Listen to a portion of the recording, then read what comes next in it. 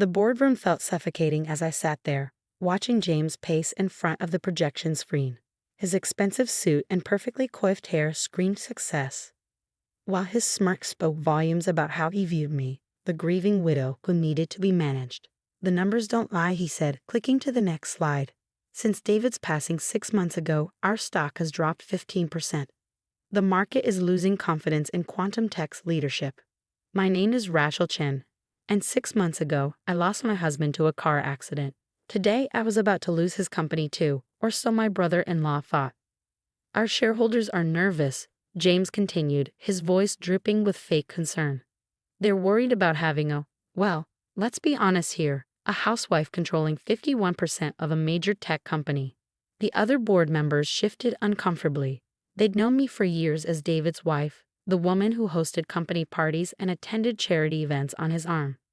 The woman who, as far as they knew, had no technical background, no business experience, no qualifications beyond being married to their brilliant CEO. If only they knew. "Rachel," James turned to me, his expression a masterpiece of condescending concern. "You know David would want what's best for the company. My proposal is more than generous. We'll buy your shares at a premium. You can keep the house, the cars, maintain your lifestyle. But let those of us who understand this industry take control." I looked down at the proposal in front of me, fighting to keep my expression neutral.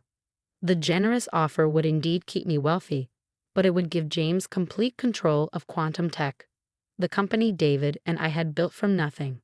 "And if I refuse?" I asked quietly. James's smile tightened.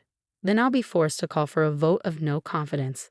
The board already supports me. They know you're not qualified to make decisions about quantum computing and AI development." "I see." I closed the folder containing his proposal. "And what about Project Phoenix?" The room went silent. Project Phoenix was quantum tech's most closely guarded secret, a revolutionary quantum encryption system that could change the face of cybersecurity. As far as the world knew, it was David's final project, still in development. James' confidence faltered for a moment. "Project Phoenix is proceeding according to schedule." "Really?" I raised an eyebrow. "So you understand the modifications I made to the quantum entanglement algorithm last week? The ones that increased efficiency by 40%? His face went blank. Around the table, board members started whispering to each other. "What modifications?" James demanded. "David's original design was flawed," I cut in. "It couldn't scale beyond local networks. The new architecture I implemented allows for global deployment while maintaining quantum coherence." The whispers grew louder. James's face reddened. "You expect us to believe you understand quantum computing? You've never even worked in tech." I smiled, thinking about the past 5 years, about the late nights working alongside David, developing algorithms, solving problems that had stumped the industry's best minds, about our decision to keep my involvement secret, knowing how the tech world would react to a female Asian developer, especially one married to the CEO. "Actually," I said, standing up and walking to the computer connected to the projector, "I've been working in tech for longer than you have, James. I just did it under a different name." I typed quickly, logging into a secure server. The screen filled with code, the core architecture of Project Phoenix. "Do you recognize this coding style?" I asked the board members. "It's remarkably similar to the work of R.C. Wang, isn't it?" The effect was immediate. Everyone in tech knew R.C. Wang, the mysterious developer whose innovations had driven quantum tech's success for the past 5 years. The genius who never appeared in public, never gave interviews, communicating only through code commits and technical documentation. "That's impossible," James sputtered. "R.C. Wang is." "Me," I said simply. "Rachel Chen Wang. David and I decided early on that my work would be judged more fairly if people didn't know I was his wife. So we created a persona, the reclusive genius who just happened to collaborate brilliantly with quantum tech's CEO." I pulled up more files, years of development logs, emails between David and me discussing technical details, video recordings of us working late in our home office. "David wasn't just my husband," I continued, my voice soft but firm. "He was my partner in every sense. We built this company together. The only difference is he did it publicly while I worked in the shadows. The board members were staring at their tablets, where I just sent copies of all the documentation. James looked like he'd been hit by a truck. "This is a trick," he said weakly. "Some sort of deception. Would you like me to explain exactly how the quantum entanglement modifications work?" I offered. "Or maybe you prefer to discuss the neural network architecture I designed for our AI division, the one you've been taking credit for managing these past 6 months." The next hour in the boardroom was unlike anything anyone present had ever experienced. I walked them through Project Phoenix of architecture, explaining complex quantum computing concepts with the ease of someone who had spent years immersed in the field.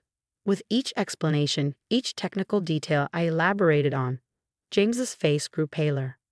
"But the patents," he finally interrupted, grasping at straws. "They're all in David's name." I pulled up another file. "Actually, they're jointly held. David insisted on it, though I wanted to keep using the R.C. Wong persona." I smiled slightly at the memory. He said someday the world would need to know the truth. Marcus Chen, our head of development and no relation despite the shared surname, leaned forward. "The Quantum Bridge Protocol, that was you. The one that solved our coherence issues." I nodded. "David was brilliant with hardware, but software was always my strength. We complemented each other perfectly. That's why he never fully explained how certain systems worked," Marcus said, realization dawning on his face. "He always deflected to R.C. Wong's documentation." "Because I wrote it," I confirmed. "David and I had an agreement. He handled the public face of the company, the meetings, the presentations. I focused on development, on solving the technical problems that kept us ahead of the competition." James had remained unusually quiet, his eyes darting between me and his tablet. I could almost see the wheels turning in his head, trying to find a way to discredit me. "Even if this is true," he finally said, "running a tech company requires more than just technical knowledge. It needs business acumen, leadership skills."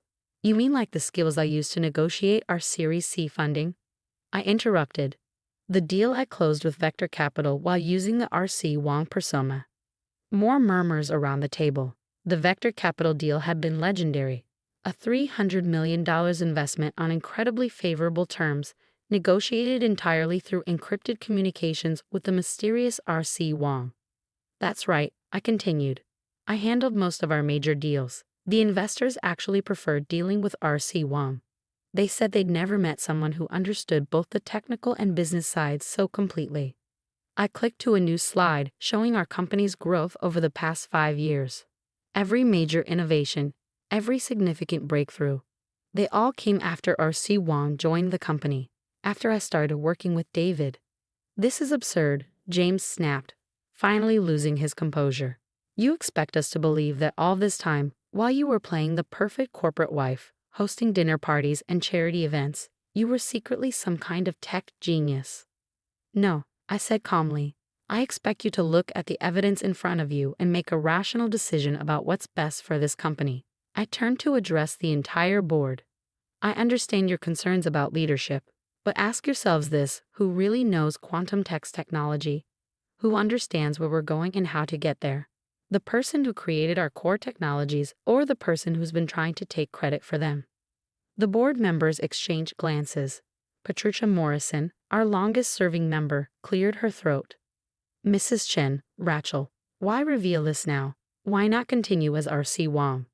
I thought about David, about our late-night conversations about the future, because David was right. The world needs to know that innovation doesn't look like what they expect. That breakthrough ideas can come from anyone, regardless of their gender, their background, or whether they fit the tech industry's preconceptions. I pulled up one final document, the last email David had sent me just hours before the accident. "My brilliant Rachel, if anything ever happens to me, don't let them push you into the shadows. Show them who you really are. Show them what we built together. All my love, David. I've spent 5 years hiding who I am," I said quietly. "I won't do it anymore. This company needs leadership that understands both its technology and its potential. I am that leader, whether you choose to accept it or not." James stood up abruptly. "This is all very theatrical, but it doesn't change the fact that I have the board's support." I moved to call for an immediate vote on my proposal to purchase Rachel's shares. I smiled. "Actually, James, I don't think you do have the board's support. Not anymore." Marcus Chen was already shaking his head. Not after this. Rachel, or R.C. Wang has been the driving force behind every major advancement we've made. We'd be fools to let her go. Other board members nodded in agreement. James looked around the room, watching his carefully constructed plan crumble. "This isn't over," he said, gathering his papers. "I'll have my lawyers review everything. If there's even a hint of impropriety, of backdated documents or falsified records, you'll find everything in order." I cut in. "David and I were very careful with our documentation. But by all means, have your lawyers look. While they do, I'll be focusing on completing Project Phoenix's global rollout, unless you'd like to explain to our shareholders why you're trying to force out the person who actually developed it." He stormed out of the boardroom, leaving a heavy silence behind. Patricia Morrison was the first to speak. "I think we've all underestimated you, Rachel. Some of us for years. I thought about all the board meetings I'd sat through quietly, all the times I'd listened to James and others dismiss or minimize my husband's, our achievements. Yes, I said simply, you have. The question is, what are you going to do about it now?" The weeks following my revelation were a whirlwind of change. News of R.C. Wang's true identity hit the tech world like a tsunami. The media couldn't get enough of the story. The grieving widow who turned out to be a secret tech genius. The woman who had revolutionized quantum computing while letting others take the credit. "Mrs. Chen," a reporter from Tech Weekly asked during my first public interview, "why maintain the deception for so long? Weren't you angry about not getting credit for your work?" I sat in my office, David's old office, looking at his picture on the desk. "It was never about credit," I said. David and I knew how the tech world would react to a female Asian developer, especially one married to the CEO. We wanted our work to be judged on its merits, not clouded by prejudice or assumptions. The reporter nodded. "And your brother-in-law? Sources say he's challenging the authenticity of your work." I smiled, thinking of James' increasingly desperate attempts to discredit me. His lawyers had spent weeks combing through every line of code, every patent filing, every piece of documentation. "James is welcome to his doubts," I replied. "The code speaks for itself." What I didn't mention was the email I'd received that morning from James's lawyers, quietly withdrawing their challenges. They'd found nothing, because there was nothing to find. Every innovation, every breakthrough had been meticulously documented, jointly credited to David and me from the start. The real surprise came a week later, when I arrived at the office to find Marcus Chen waiting with an unusual request. "The development team wants you to do a code review," he said, looking slightly embarrassed. "In person. They've been working with R.C. Wang's documentation for years, but now they want to learn directly from you." I spent the afternoon in the development lab, surrounded by engineers who had once seen me only as the CEO's wife. Their respect wasn't grudging or forced. It was earned, line of code by line of code, as I walked them through the systems I'd designed. "It all makes sense now," one young developer said. "The elegant solutions, the innovative approaches, they had your signature all along. We just didn't know to look for it." That evening, as I was preparing to leave, Patricia Morrison appeared in my doorway. "The board has been discussing the future of quantum tech," she said without preamble. "We'd like to make your position as CEO permanent." I looked up from my computer, where I'd been reviewing the latest Project Phoenix tests, and James has resigned from the board, effective immediately. She smiled slightly. "His last attempt to challenge your work backfired rather spectacularly. Turns out several of his own innovations were actually based on incomplete copies of your prototypes."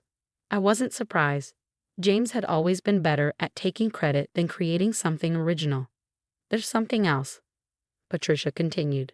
"We've had inquiries from several major tech companies about potential collaborations. It seems R.C. Wang's reputation carries even more weight now that people know the full story." I thought about David, about our dreams for quantum tech. "What kinds of collaborations?" "Google wants to discuss quantum-enhanced machine learning. Microsoft is interested in integrating Project Phoenix into their cloud security. And SpaceX," she paused for effect, "wants to talk about quantum communications for their Mars mission." I looked at David's picture again, remembering our late-night conversations about the future of technology. He had always pushed me to think bigger, to see beyond current limitations. "Schedule the meetings," I said. "But make it clear, I'll be representing quantum tech as myself." No more shadows, no more hiding. The next month was a blur of meetings, presentations, and negotiations. I spoke at tech conferences, did interviews with major publications, and began mentoring programs for young women in STEM. The story of R.C. Wong became a rallying cry for change in the tech industry. James, meanwhile, had disappeared from public view. The last I heard, he was trying to start his own tech company, but investors were wary. It turned out his reputation for taking credit for others' work had spread. 1 year to the day after my revelation in the boardroom, I stood on stage at the World Technology Summit, preparing to unveil Project Phoenix's global launch. The audience was packed with industry leaders, investors, and media. Quantum computing isn't just about processing power. I began looking out at the sea of faces. It's about seeing possibilities others miss, about having the courage to pursue solutions that seem impossible. I clicked to the first slide, a picture of David and me in our garage where we'd built our first quantum prototype. This is where quantum tech really began, I continued.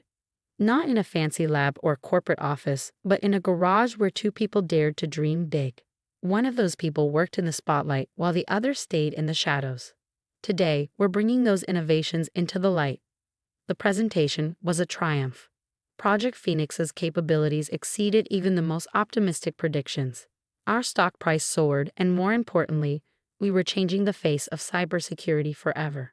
After the presentation, as I was gathering my things, I found a note that had been slipped into my bag. It was from James. Rachel, I was wrong. About everything. I'm sorry. James. I folded the note and put it away. His apology meant little now, but at least he had finally seen the truth, that innovation doesn't care about gender, background, or appearances. It cares about brilliance, determination, and the courage to stand in the light. That evening, I sat in my home office, surrounded by the computers and equipment where David and I had spent so many happy hours working together. On my screen was the code for our next big project, a quantum AI system that could revolutionize medical research. You were right, David, I whispered to his picture. The world did need to know the truth, and now they do. I began to type, my fingers flying over the keyboard as new ideas flowed. But this time, I wasn't hiding behind a pseudonym or working in the shadows. I was Rachel Chen, CEO of Quantum Tech, writing code that would change the world. And I was finally completely myself.